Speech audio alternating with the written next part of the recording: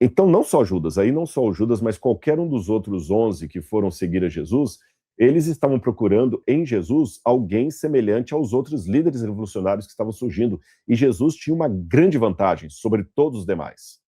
Nenhum deles tinha o poder de ressuscitar mortos, andar sobre as águas, multiplicar pães e peixes, expulsar demônios.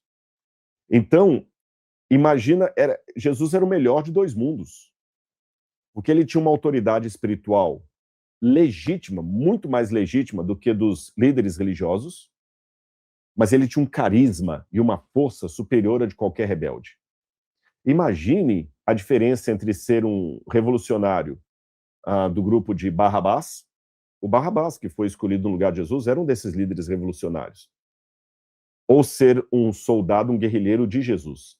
Se você está lutando contra Roma e um romano fere o seu braço, é a coisa mais simples. Vá com o braço ensanguentado até Jesus, ele te dá um braço novo, como deu uma perna para o coxo.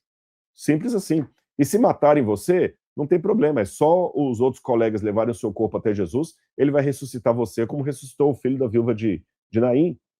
Se faltar comida, não tem problema, Jesus pega 2 pães e 2 peixes e multiplica para milhares de pessoas, ou seja, não tinha como dar errado.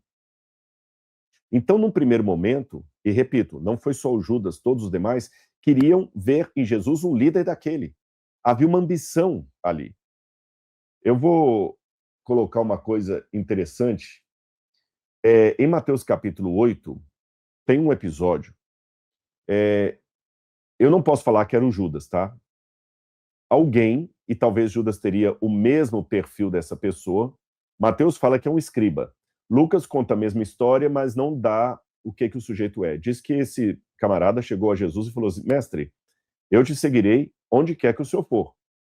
Aí Jesus virou para ele e falou o seguinte: olha, as raposas têm os seus covis e as aves do céu têm os seus ninhos, mas o filho do homem não tem onde reclinar a cabeça.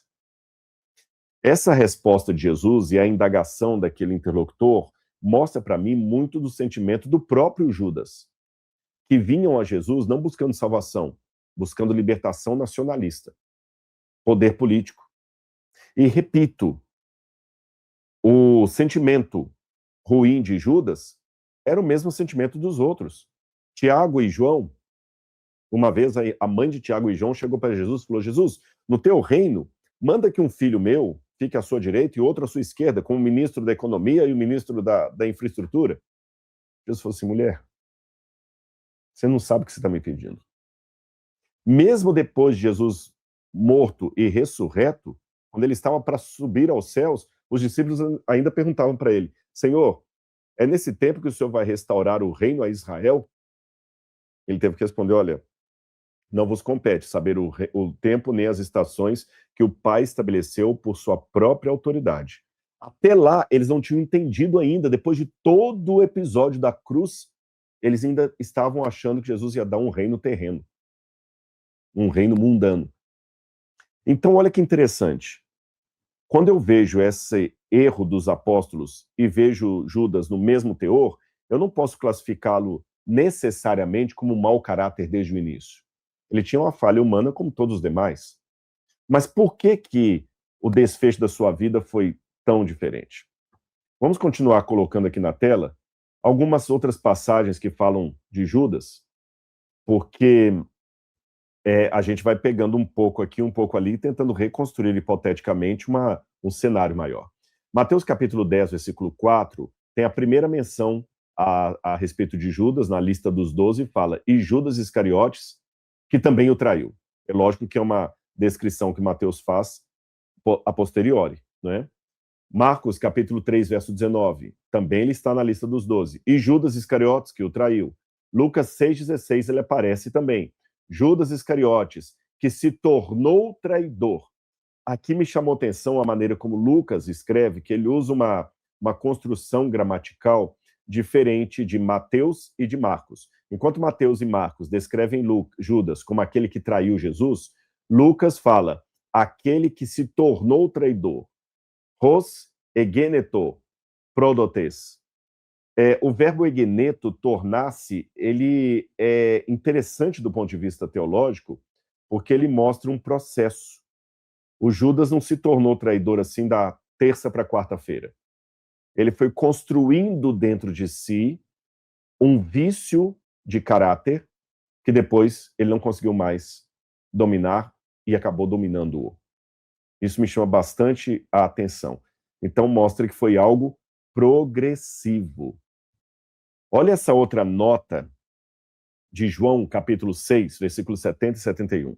Após o discurso do pão da vida, quando muitos discípulos afastaram de Jesus, mas Judas continuou com Jesus, Jesus disse aos 12, não vos escolhi eu, a vós outros, os 12, e contudo um de vós é diabo. Aí o evangelista comenta embaixo, dizia isso de Judas, filho de Simão Iscariote, pois este estava para o trair, sendo um dos 12. Aqui esse texto me levanta duas questões aqui que eu quero partilhar com vocês. Dois comentários. Primeiro, esse momento de João capítulo 6 é um momento assim que muita gente ficou decepcionada com Jesus, porque viu que ele não ia emplacar o reino como eles queriam, pegar armas e rebentar com tudo. Jesus falava de amor, de perdão, de dar a outra face, andar a segunda milha. Esse Jesus não está com nada. Então muitos começaram a abandoná-lo, se escandalizar nele. A ponto que Jesus virou para os apóstolos e falou assim, vocês também querem ir? E curiosamente, Judas permaneceu. Ele não foi com os outros que abandonaram. Ele ficou. E mesmo ele ficando, Jesus já percebia que o caráter dele estava a largos passos avançando para o precipício. Então esse é o primeiro ponto que chama atenção. O segundo é que a nota de João fala o seguinte, esse Judas era um dos 12, Judas, filho de Simão Iscariote. Na Bíblia, alguns apóstolos têm o nome do pai mencionado. Por exemplo, você tem os filhos de Zebedeu, você tem o filho de Alfeu, o filho de Jonas, que é Pedro. Isso indica, e nem todos têm, outros não têm o nome do pai.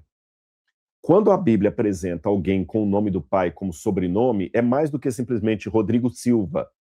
Significa que você conhece também a família da pessoa. Você tem uma certa relação com a família dessa pessoa. Entendeu? É como assim, lá em Minas, no estado de onde eu vim, que fala assim, você conhece o Valtim? Filho da Dona Detinha, neta da Dona Zilmira? Lá no interior, muito assim, o filho do fulano, porque todo mundo conhece todo mundo. Então, a mesma coisa aqui. Note que os outros evangelistas falam apenas Judas Iscariote. Aqui falou o nome do pai dele. Significa que a família dele também era conhecida do cristianismo, pelo menos nas gerações posteriores. Agora eu fico imaginando, será que alguns deles se tornaram também discípulos de Jesus? E que tristeza ter na sua família alguém que vai acabar traindo o mestre. A outra nota que me chama a atenção, ela está em Lucas, capítulo 9, versículos 6 a 10. Sabe por quê?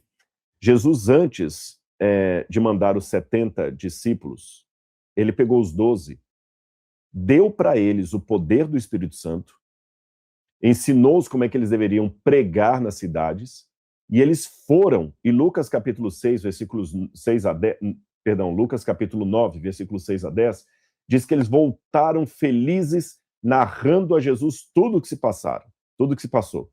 Diz que eles falam assim, Senhor, como foi bom pregar em teu nome, que os demônios se submetem à nossa autoridade, curas são feitas, eles operaram maravilhas.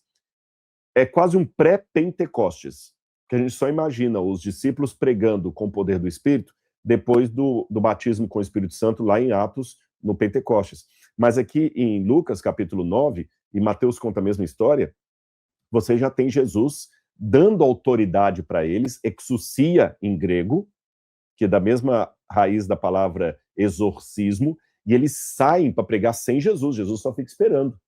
E eles voltam felizes, saltitantes. Como é que funcionou? Eles receberam o Espírito Santo. E Judas estava no meio deles. Interessante isso, né? Você consegue imaginar se você estivesse durante o ministério de Jesus, exatamente durante o episódio em que esses discípulos saem para pregar e você vê Judas ali expulsando um demônio em nome de Jesus e o demônio saindo? Você imagina Judas fazendo curas em nome de Jesus? Eu vou ler para vocês aqui, olha. Lucas capítulo 9. Tendo Jesus convocado os 12, deu-lhes poder e autoridade sobre os demônios e para curar doenças. Também os enviou a pregar o evangelho do reino. E eles foram. Aí verso 5. Verso 6. Então, saindo, percorriam todas as aldeias, anunciando o evangelho e fazendo curas por todas as partes. É quando você vai no verso 10, diz: ao regressarem os apóstolos, relataram a Jesus tudo o que tinham feito. Ou seja, Judas também recebeu o Espírito Santo. Ele esteve tão perto ali, tão, sabe?